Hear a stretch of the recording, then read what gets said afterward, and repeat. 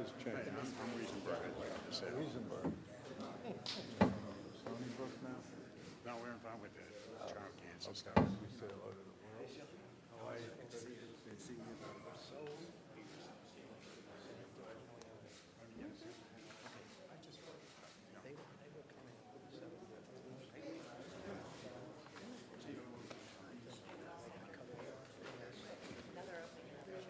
Forecast 7 years, that would be a wonderful thing, but we have enough trouble with 3 years. Ready? I want to thank you, Howard. I don't get to the theater all. Yes, okay.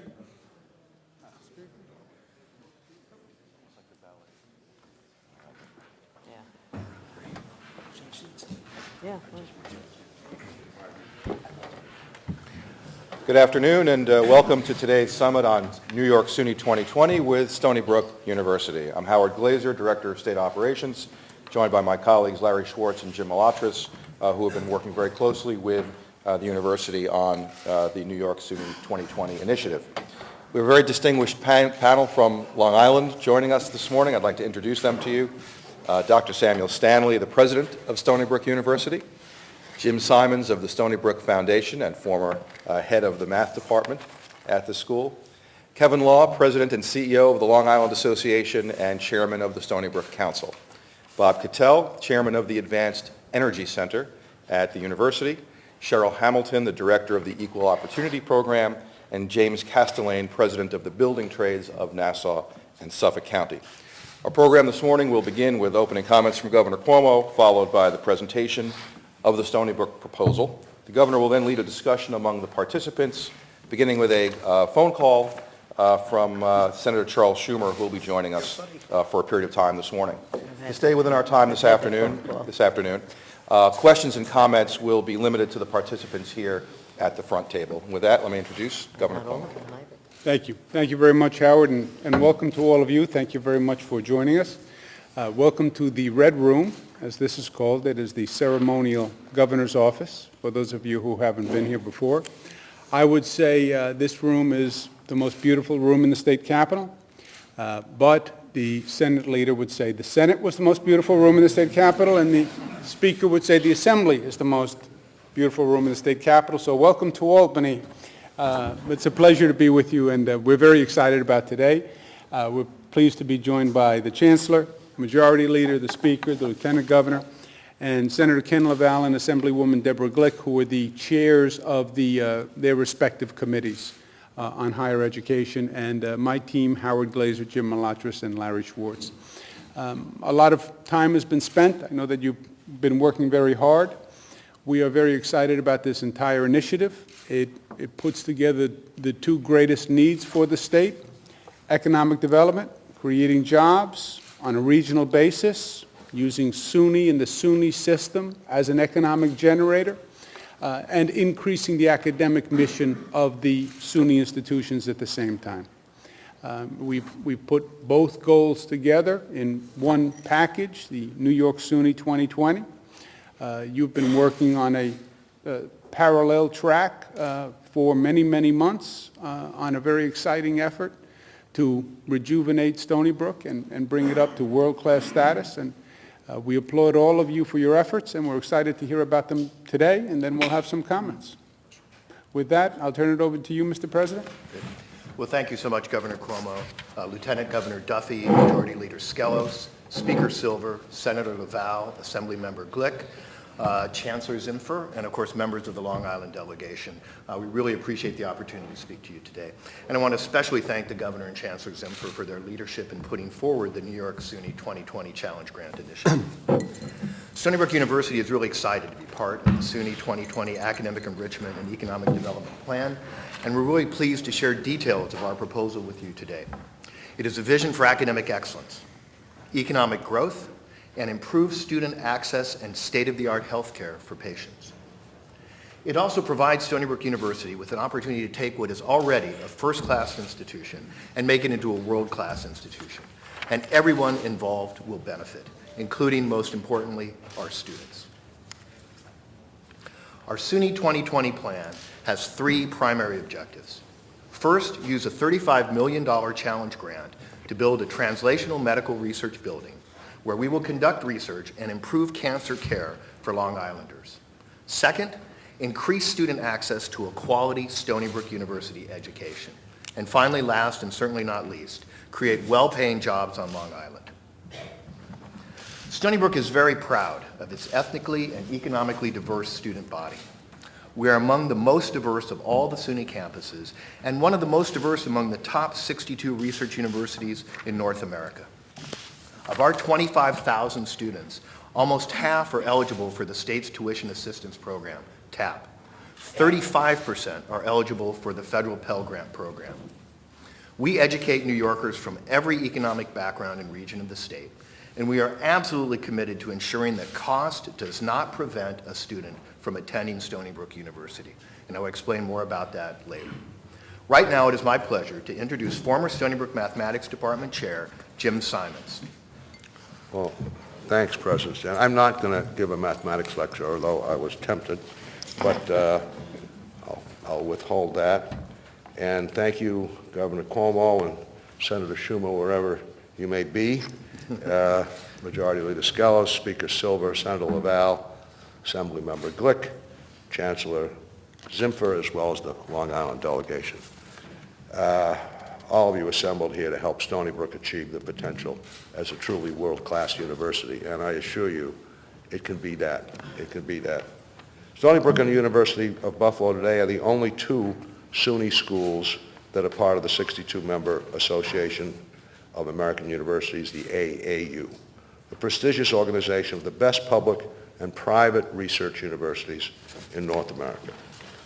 And I emphasize research because that's what sets the AAU schools apart. And hiring more faculty at Stony Brook, which we'll see the ratio show we dearly need it, will lead to more research opportunities for our students and faculty and more opportunity to make the kind of discoveries that can change the world. Stony Brook's principal strengths are in the STEM disciplines: science, technology, engineering, and mathematics. It boasts 3 Nobel Prize winners and an Abel Prize winner, which is the highest prize in mathematics, which was just awarded this past year, and in addition to its membership in the AAU. And Stony Brook also manages neighboring Brookhaven National Laboratories, one of America's jewels, and increasingly collaborates with Cold Spring Harbor Lab, another one of its neighbors, and one of the great life science institutions, research institutions. And these collaborations will be central to this cancer program about which Sam is going to tell you more. So we should have a new slide. Oh, we do, okay. Good thing I'm not doing the clicking. So Stony Brook's leadership in science and mathematics is important, but this proposal is not just about science and math research. The most important aspect of this plan is that every single Stony Brook student will benefit. This plan will allow us to hire 245 new faculty, educate 1,500 more students, increase class offerings, and improve graduation rates. This proposal will add faculty in every single school and college at the university. So it's not just math and science. The whole place will benefit. All the departments will benefit. Students enrolled in every degree program will see the benefit of increased faculty and course selections. And the number of undergraduate research experiences, something very important in a school like ours, where undergraduates get a chance to actually participate in a little bit of research, will increase by approximately 400 placements. Now, currently, Stony Brook's student-faculty ratio is 28-1, which is abysmal. It puts it right at the bottom of AAU universities. Under this plan, the student-faculty ratio will be 22-1. That's a very meaningful change, and it will be about at the median of the public AAU places. So that gets it back in the box, and a very important box to be in. So, you know, this is a very good thing. It's a very good thing for everybody if we enact this plan. And I'm going to turn the program over to my friend Kevin Law, President of the Long Island Association, who will carry on. Thank you, Jim, Governor, Majority Leader, and Speaker, and distinguished guests. Happy to be here. While the academic excellence and access are of utmost importance to Stony Brook University, this plan holds equal importance to Long Island and its economy. Thus, this is an economic development plan as well. Stony Brook University is the largest single site employer on Long Island with more than 14,000 employees employed by well-paying jobs. So as Stony Brook's economic health goes, so does the economic health of Long Island. The two are inextricably linked. The Long Island Association, which is the largest business organization on the island, recently found that for every 10 jobs at Stony Brook University supports another 7 jobs on Long Island. So economic stimulus at Stony Brook is economic stimulus for the island. And our economy is fragile. Contrary to popular belief, Long Island is not the home of just wealthy individuals. We have a lot of challenges. And we're going through a slow and bumpy recovery. And the state comptroller just found that the Long Island economy is growing slower than any other region of the state except for Binghamton. And we are losing well-paying jobs and replacing them with lower-paying jobs. That is not a healthy recipe for a good economy, nor is it sustainable. So because Long Island is a high-cost region, and we need well-paying jobs to improve our economy. This plan would create more than 7,000 badly needed well-paying jobs on the island. It would enhance and strengthen our knowledge-based economy. This plan will create a base from which to grow future jobs as well. Research brings discovery, which can then be commercialized, manufactured, and brought into the marketplace. And as I had the privilege of briefing the Lieutenant Governor in January about an initiative that we're doing on Long Island called Accelerate Long Island, and I'm working with Senator LaValle on a similar initiative. What we're trying to do, it's not just Stony Brook. We are trying to connect the great assets that we have on the island with Stony Brook, BNL, Cold Spring Harbor, Hofstra University, and the North Shore LIJ health system. And together, these are incredible assets, and Stony Brook is at the heart of that because of its size. And we really can create the future employers of Long Island by building upon these assets and making these assets stronger. And Stony Brook has a proven track record in this regard and is uniquely positioned to be an economic catalyst for the island. And so it's imperative that we seize this opportunity because this is going to create jobs. It's going to create 700 well-paying jobs on the campus, including 250 new faculty, more than 350 staff, and 80 clinicians. Just as important, and as you'll hear from Jimmy Castellane, more than 4,000 direct and indirect construction-related jobs will be created when we build the medical research building, which President Stanley will talk a little bit more about later. And in addition, more than 1,000 new jobs would be created through the drawing down of more than $50 million in state, federal, and private research grants. And then finally, nearly 1,000 additional jobs would be created through partnerships with the private industries, bringing new ideas and products to the market. So a healthy, vibrant, competitive Stony Brook University is critical to the importance of the Long Island economy and the entire state. And thus, I thank you for your support and for this opportunity to share some comments. And I now get to introduce my dear friend, Bob Goodell, or back to Sam Stanley. I made it all the way through except to the end. So back to Sam. Sorry, Sam. Okay, Robin. So I'd now like to share some details of the proposed medical research building, which we call the MART building, Medical and Research Translation Building. First, let's be clear about transparency. All Stony Brook University activities are subject to existing New York State statutes related to conflict of interest, and our plan includes strong anti-conflict of interest provisions. Now, we need a translational medical research building so that the scientists and physicians can work side by side to bring research from the laboratory to the marketplace and to patients, and to do it more quickly and efficiently. The work in the Medical and Research Translation Building will target cancer research, advanced medical imaging, and cutting-edge cancer care. This building would be located adjacent to the Stony Brook University Hospital, the buildings with the round things on top there, and the health sciences towers on our academic medical center, the square building, so the new building is shown with the star. This 8-story, 250,000 square foot facility would house cancer care treatment services and an expanded clinical infusion center for cancer patients. It would have 25 cancer research laboratories, and for outpatients, there would be a 30-station clinical infusion center, tripling the space we currently have and enabling more people to get care more quickly and closer to home. This building would also incorporate a 300-seat auditorium for lectures, breakout rooms for smaller conferences, and new classrooms for our students. Construction could begin as soon as the fall of 2013, with completion in the spring of 2016. We estimate that this building will cost approximately $194 million to build. In addition to the $35 million challenge grant, Stony Brook would match and grow the remainder of the cost. This will come from hospital capital, and revenue funds would provide an additional $89 million in funding. There will be a $20 million contribution from School of Medicine funds, and we will raise the remaining $50 million through philanthropy.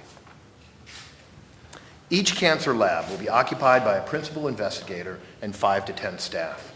It would be home to a new biomedical imaging program run by 4 new faculty and 6 duly appointed faculty from Brookhaven National Laboratory.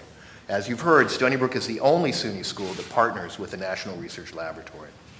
The biomedical imaging program would be staffed with 20 clinical investigators, along with a 10-person biomedical informatics department.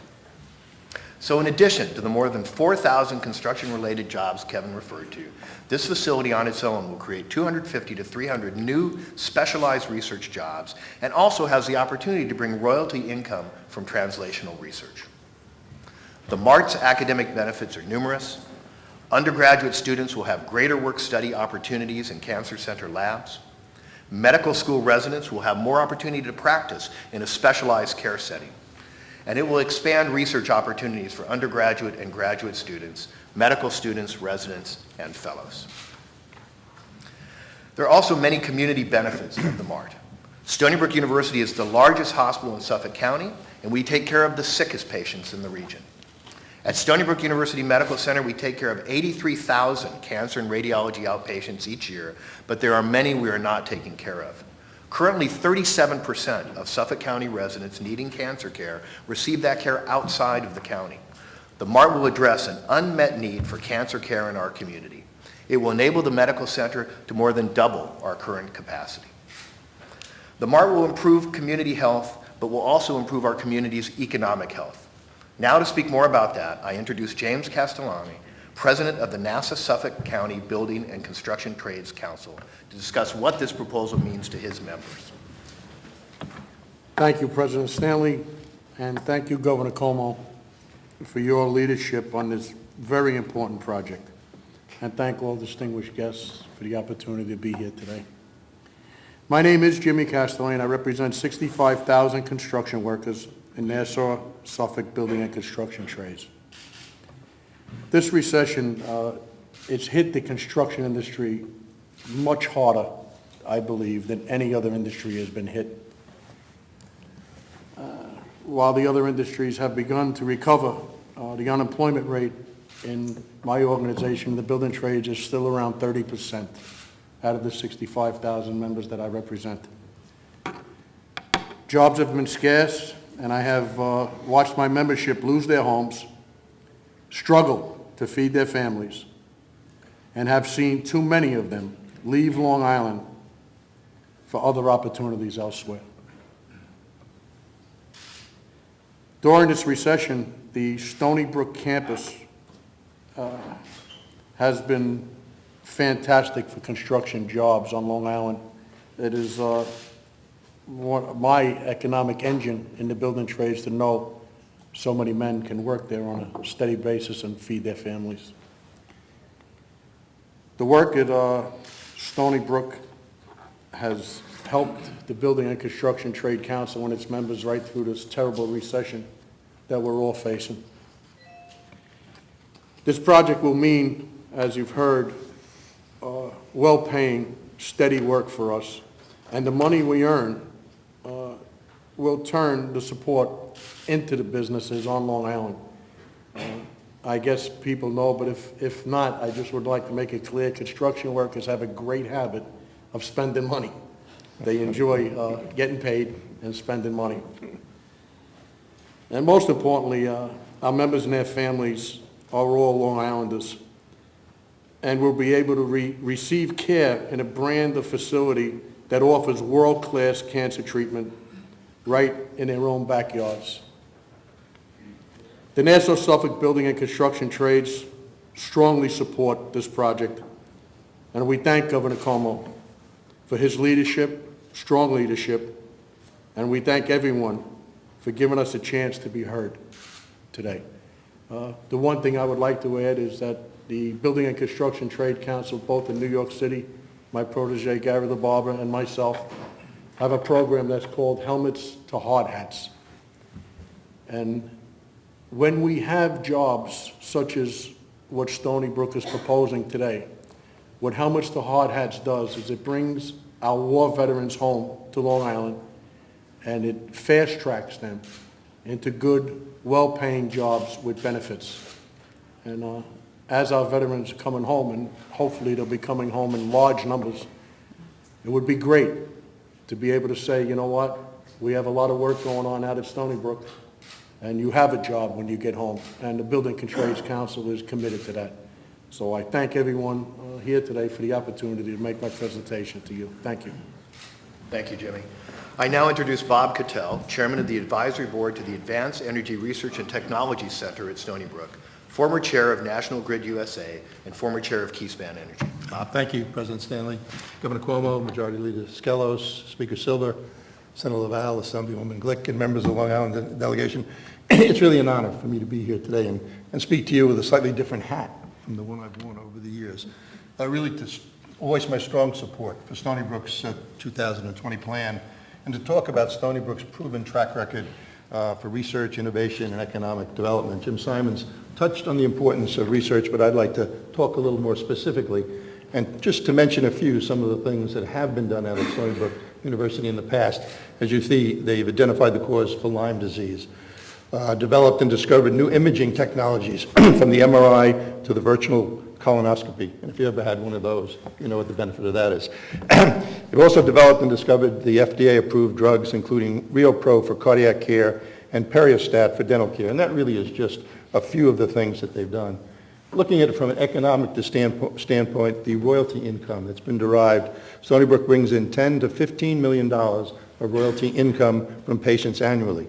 And in 2010, Stony Brook brought in 98% of all of the royalty income granted in the SUNY system. It must have gone up since the slide was made, because the slide says 97. They tell me it's 98%.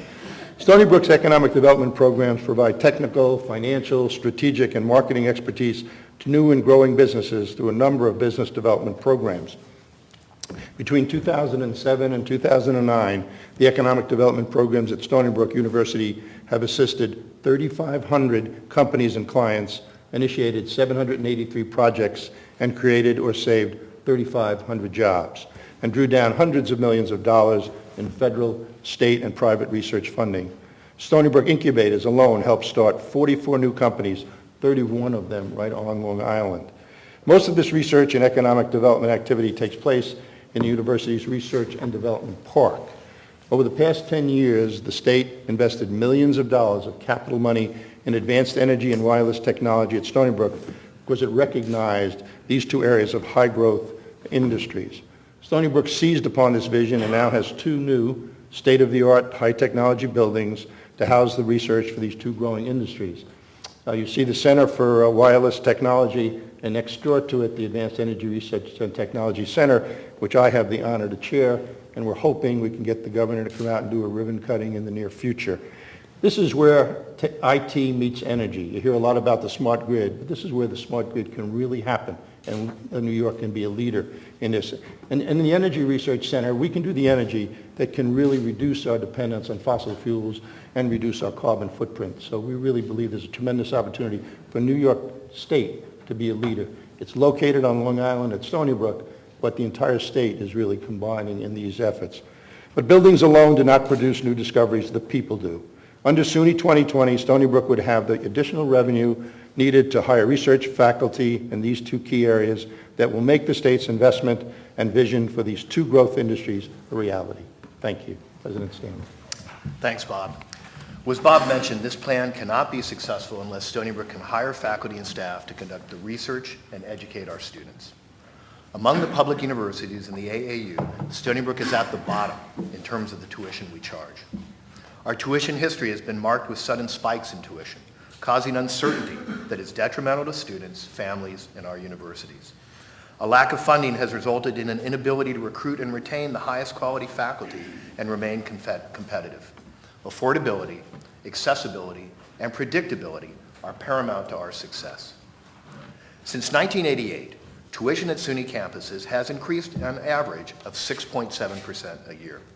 But these increases have been unpredictable, sporadic, and sometimes at double-digit percentage rates, and families and universities could not plan for them. Public AAU institutions have averaged a 7.8% increase for that same period of time. This slide demonstrates the sudden, unexpected, drastic increases in tuition that students have experienced over the years. We are asking for rational, predictable increase to invest in our campuses to benefit our students. Stony Brook's current tuition is less than $5,000 a year. When you add in fees, our students pay a little over $6,500 per year. To put that in perspective, measure us against Penn State, a neighboring, comparable public university that is also in the AAU, just like Stony Brook. Our tuition and fees are 56% lower than Penn State. We believe the solution is tuition plus for SUNY's research universities. We support rational tuition increases of up to 5% for all SUNY campuses, with an additional 3% increase for research universities. Now, if you're asking why it makes sense to have a higher tuition at Stony Brook and other university centers, the answer is simple. Research universities are more expensive to operate. To conduct the kind of research that leads to life-altering discoveries, research universities have to have state-of-the-art laboratories, extensive up-to-date libraries, high-tech equipment that has to be maintained and kept current, specialized equipment, particularly in areas like imaging technology, and of course, most importantly, the people, world-class research scientists and staff who command higher salaries. Even with the tuition increase that we've proposed, a Stony Brook University education will still be affordable after 5 years. We would only be at the median rate of tuition that public AAU institutions are charging now. So in other words, 5 years from now, we would still be only at the median rate that other universities are charging right now. To further explain how this plan will ensure affordability for our most economically disadvantaged students, let me introduce Stony Brook's Director of our Educational Opportunity Program, Cheryl Hamilton. Under Cheryl's leadership, Stony Brook University has achieved national recognition for having a high graduation rate among our most economically disadvantaged students. Cheryl? Thank you, President Stanley. As EOP Director at Stony Brook, I work with our most economically disadvantaged students every day. So I'm here to provide a student's perspective about why the SUNY 2020 plan is needed and why it is critically important for our students. One of the unintended consequences of the current economy is that faculty numbers are down, and limited course offerings result in students who are unable to graduate in 8 semesters unless they take classes during the summer or winter breaks.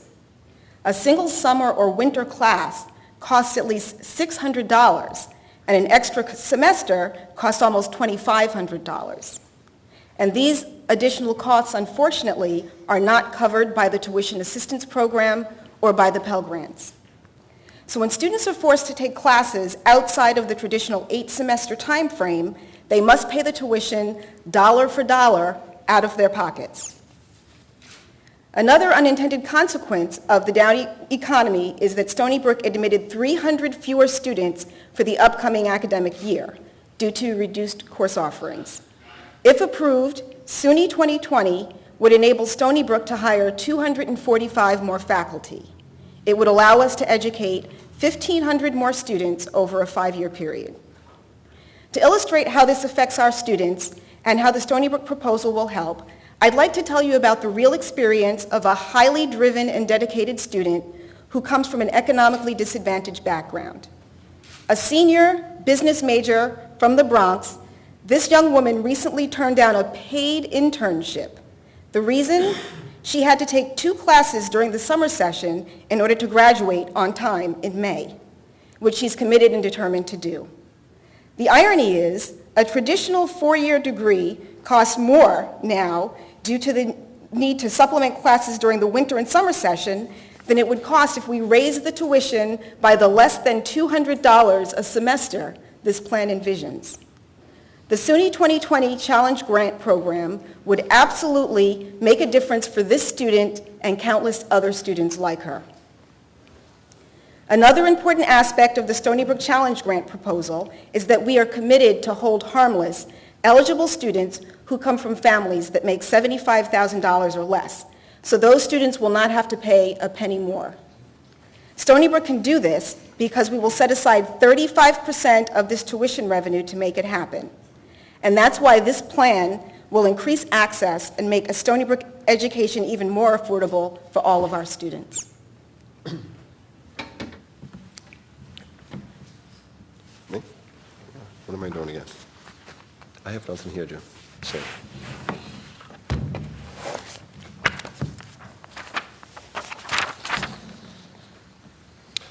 Great.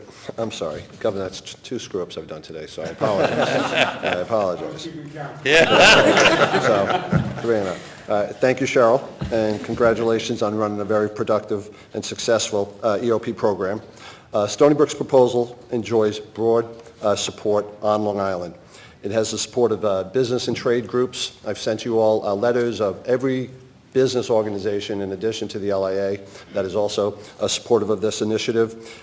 We have the not-for-profit organizations, the support of our research partners at Cold Spring Harbor Labs, and other organizations and labor groups. And so we really think that this is critical to the success of the Long Island economy. It's not only critical to Stony Brook University, but this is a regional initiative that's going to be great for both Nassau and Suffolk counties and both the university and private sector jobs.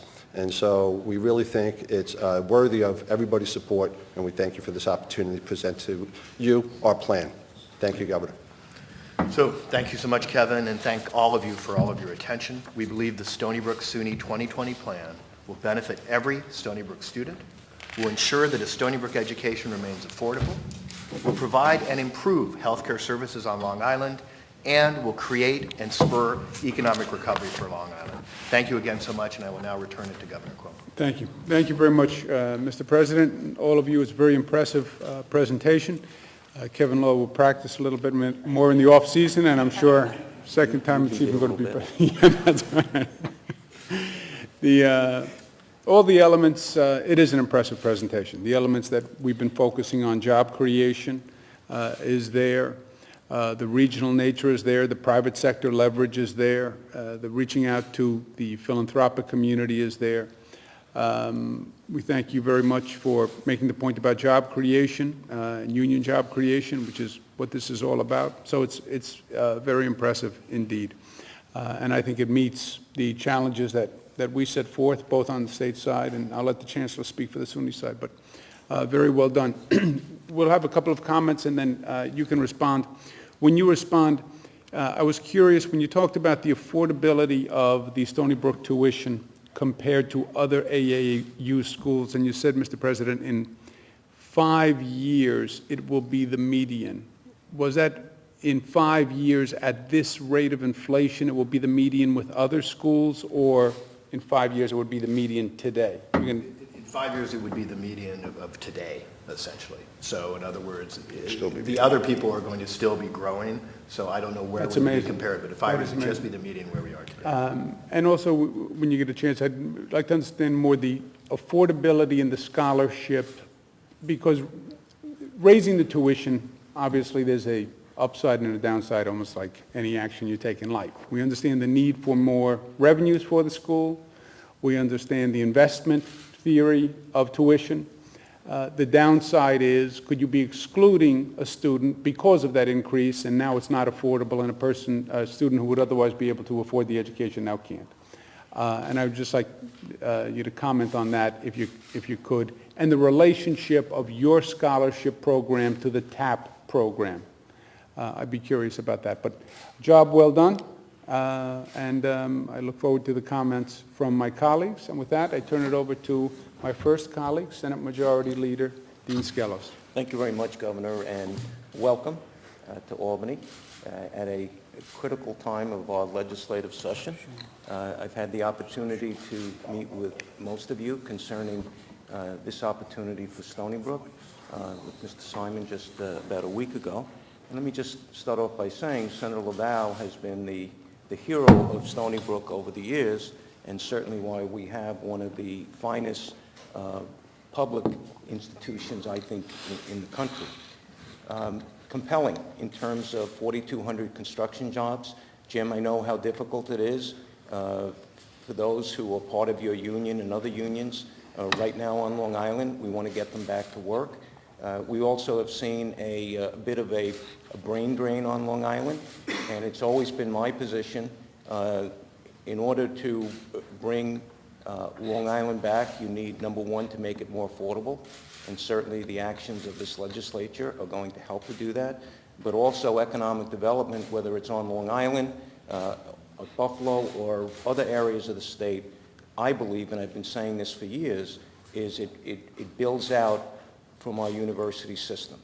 So I appreciate your taking the time to be with us, and certainly we're going to work very closely in my opinion, to make this a reality. Great. Thank you very much, Senator. We are joined by another senator who is on the telephone, our senior U.S. Senator, Senator Charles Schumer, and he is on the telephone. He very much wanted to be here in person. He couldn't today because of his schedule, and we obviously understand that, but he's been very interested in this project, and we've been talking to him about it, and he's on the telephone, I believe, now as we speak, and we will, with the wonder of technology, go to Senator Chuck Schumer. We hope. Thank everybody for being here and Stony Brook for making the great presentation that they did. And I know some of you have heard me last week when we met with some of the folks from Buffalo. I just want to, again, first reiterate how important I think this is to the future of New York. Bottom line is we have to create jobs in our state and good-paying jobs.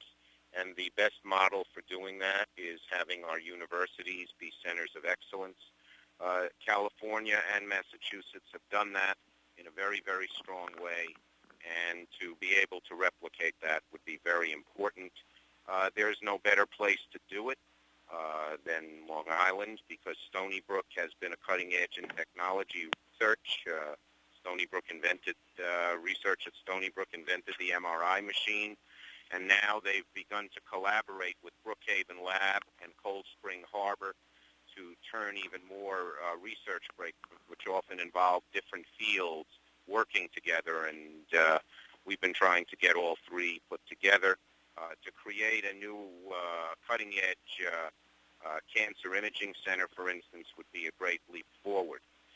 Bottom line, I want to just reiterate what Dean Skelos said.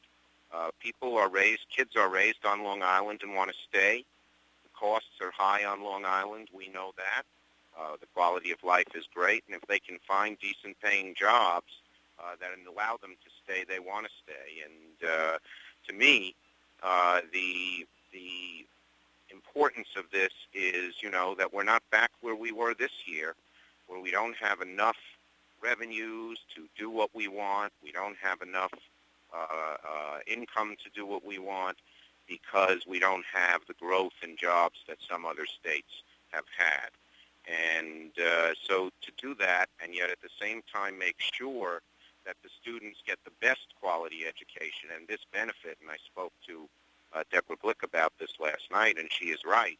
You want to make sure that this proposal doesn't just help one little part of the university and then outside the university, but helps within. And so I've begun to review the proposals, adding 1,500 students, increasing financial aid, holding harmless people who's in families whose income is below $75,000 with whatever kinds of increases in the rational tuition plus program that come about, all makes sense.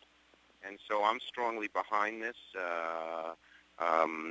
For the 12 or 13 years I've been senator, I've been focused on trying to bring jobs to our state, and I think that this is probably the best way to do it, because our future is in combining our universities, making them excellent, and giving them the wherewithal to attract the best kinds of professors, and then channeling that into job creation, something we haven't done enough of in the past, but I know, having spoken to the folks at Stony Brook, they're really focused, no pun intended, like a laser or like a nano molecule on this. So I just hope we can find a way to go along and make this happen. And I appreciate everybody listening to me, those who were there last week. Once again, I just feel passionately about this issue for the future of New York State. Thank you. Thank you very much, Senator. Thank you for taking the time out of your busy schedule to be with us. Thank you for your comments. And now I'll turn it over to the Albany Laser, Speaker Sheldon Silver. Thank you. And I am going to focus in on the issue. I'm going to ask President Stanley, you know, your 20-year tuition average of 6.7%. Can you tell us what percentage was the revenue increase to Stony Brook during that period? Did you get 1%? Well, in other words, well, there, as you know, Speaker, there was one tuition increase where the money was not returned essentially to the campus. For the remaining tuition increases, my understanding is the money was returned to campuses and the students. But there were other non-increase years where money was removed from the campuses as well. Absolutely. Correct. Absolutely. So from 20 years ago to today, 6.7%, how much more is the state commitment than it was 20 years ago? I'd have to look and give you those figures. I don't have them off the top of my head. I would think it's certainly proportionally it's declined. There's no question That's about what that. really drove the summer sessions that students have Correct. to take and all of that. Correct. So, you know, I would just say from and is it also true, I've been told, that the fees at Stony Brook for July have already been increased $242 for next year? We have an application in to increase some of the fees. We're still among the lowest of all the SUNY schools, actually, in our fees in terms of compared to some of our university center peers. We have an application to increase some of those fees. They've gone through a process where they've actually been vetted by the students, and so it's a very transparent process, but an application is into SUNY Central to have some increase in our technology fee and our transportation fee. And these are, of course, things that benefit the students directly, and all of that money is actually spent on things providing more wireless, providing better bus service that directly benefits students. So they've been supportive of those fee increases. These are not tappable, are they? Correct. They are not tappable. The increase is felt by every student 100%. It is. Already. It is. I would just say, on behalf of myself and Assemblymember Deborah Glick, who has worked very hard to come up with a response, or actually to work with you to make a lot of these things happen. We have supported many of the buildings that you showed in your presentation with state funds. There's no student funds that really went into those projects. And we believe that the universities are the engine of our economic growth, especially when they are related to the academic functions as well. Our difficulty is making sure, number one, that all students have the same opportunity, that students don't make a determination as to what they want to do in their life based on the cost of various programs. You know, a degree in dentistry or pharmacy should not become the sole province of wealthier students. So we believe that there should be a modest increase in tuition. It should be reimbursable under our TAP system or something comparable to it. But most importantly, those revenues should not be used to balance the budget of the state, but should go to those universities to help the students in terms of graduating on time, course offerings, better professors, etc. You know, that would be something that we would have to see in any plan going forward that would provide tuition increases across the board to all State University schools. Other than that, let me just commend you on the presentation that you made. The goals that you seek are certainly laudable and consistent with our belief that the university should be the engine of economic growth in our state. So thank you for the presentation. Thank you very much, Mr. Speaker. Let's go to Chancellor Nancy Zimfer. Thank you, Governor. It's my privilege to represent the entirety of the SUNY system, and Governor, to thank you for your vision and leadership in creating NYSUNY 2020 and inviting SUNY to be a partner. I agree with you that higher education can be this economic engine, and particularly the SUNY campuses. And to the Lieutenant Governor, our work in the regions is critically important. So I certainly want to thank the Majority Leader Skelos and Speaker Silver and Senator Schumer, and my two colleagues to my left, because Senator Ken LaValle and chairing the Senate Higher Education Committee, and Assemblymember Deborah Glick, we are in regular communication, daily communication, to drive forward the strength and power of the SUNY campuses to be that economic engine. What I will say on behalf of the application that the Governor and I laid out is that these plans had to meet certain conditions, and like the University at Buffalo, I really believe that under President Sam Stanley and the Stony Brook team, you have brought us a proposal that is both about academic excellence and economic growth, and the Governor and the team have insisted that we show the growth and opportunity for all the students, so I see that in this proposal. This is both capital and operating. We recognize that we can't build medical research facilities or any campus facilities that we then can't hire faculty to create the research and the tech transfer, or the, I think you say, bench to bedside breakthroughs that are so necessary. This is about access and affordability, and I think the steps that Stony Brook is taking really meet the expectation that students will not be in any way disengaged from Stony Brook because they can't afford an education there. We will see to it that they can. I think people were worried that these would be big pie-in-the-sky ideas that wouldn't be planful and wouldn't be realistic. And you have given us a strategy that we can see completed in the very near future. And I would say to our legislative leaders, the fifth criterion that I think we have all met very well is to ensure continued legislative authority in reviewing these plans. Thank you, Governor. Thank you very much, Chancellor. Lieutenant Governor Robert Duffy. Thanks, Governor. I want to thank the Governor first for his leadership with the SUNY 2020, and to Senator Skelos and Speaker Silver and Chairs Glick and Laval and Chancellor Zimfer. Appreciate all their support with this. And President Stanley, to you and Kevin Law and your team from Long Island, great presentation. We were here last week for a presentation from SUNY Buffalo, and you should be very proud of the presentation you gave. Just a couple of quick comments. I've been on the campus of Stony Brook. I have family nearby. It is a world-class institution. And what you're proposing today really goes right in line with the Governor's priorities of changing the state economically. Higher education and business are the keys.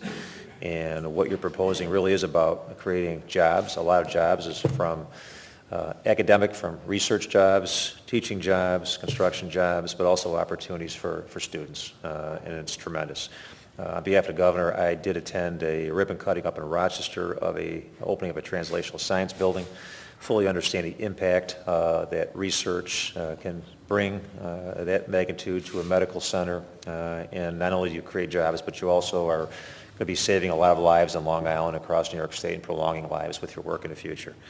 On the tuition side, if you look at, as you saw in the chart, SUNY's tuition does end up being about 6.7% increase. It spikes sporadically. I think the plan to have a rational approach, as the Governor has supported, to have it about 5% and have a scholarship fund in place to help those students who could not afford it. I think going back to the Speaker's comments, affordability is very important. So in terms of having that plan in place, I think it's an exceptional one. I just want to applaud you for a great presentation. It is exciting. It is the future of New York State. And I just thought you overall did a great job. And Kevin, you made no mistakes. You were right on. And if I could just, last thing, as a person over 50, as many of us are around the table, I applaud the research with the virtual colonoscopies, and I'm sure they will all benefit from those in the future. Thanks, Governor. I have no comment on the virtual colonoscopy because I work in Albany, which is a... I can say I had it. It's better than the other one. Moving right along. Your comment on the, if we could stay on the affordability, you get a sense from the comments. We're wrestling with balance, and we're wrestling with action versus inaction, which is what common frame and common debate for Albany. The tuition policy is called rational tuition. I didn't name it, was named before I was here. I always wondered where the name rational tuition came from. Seems as it's an alternative to irrational tuition. And when you look at the chart of the spikes in the tuition over the years, you can see why they called it rational, because the spikes to me are irrational. They're irrational from a planning point of view. They're irrational from a family's point of view. The families who are struggling, it'd be nice if they had the predictability and you knew what it was. It'd be nice if you were running a university. I think that's part and parcel of when you leave those decisions to the political process, because the political process moves in spikes. Nobody wants to do a tuition increase. It's not a politic thing to do. You only do it when you really have to do it. When you really have to do it and the political body has to move, you get this radical spike, and then you get nothing, and then you get a radical spike. So rational tuition as a smoothing, a predictability index, I'd like you to speak to that. We also understand that, look, if you could, you would want no one to pay any tuition. Wouldn't it be beautiful if we had a free higher education system in the state? And an ideal, everybody would like that. However, we think about the ideal, we live in the real. We can't afford a free education system. Well, keep tuition as low as possible. Yes, but at one point you may degrade the institution that the students are attending. And that's a reality point that I think we have to come to terms with. Well, we kept the tuition low. You also degraded the value of the education that was being acquired. And having a tuition at a level that sustains the caliber of education that we want sustained at SUNY is important. Third factor is the affordability. And I think I speak for everyone at the table when we all say we want to make sure no student would be excluded because they couldn't afford the tuition increase. And I know you had that in the slide. I didn't go to Stony Brook. Numbers are not my forte. So if you could just speak to the affordability and the scholarship and how that would work with TAP. Sure. So those are excellent questions, and I'm happy to address them. I think we remain absolutely committed to maintaining access at Stony Brook. It's really in our DNA. For years, as we mentioned before, we have taken more economically disadvantaged students than almost any other AAU school. So we're very committed to maintaining that. And the way we're going to do it is we're going to take from the new increased tuition that comes in, we'll take up to 35% of that money and pour it back into financial aid.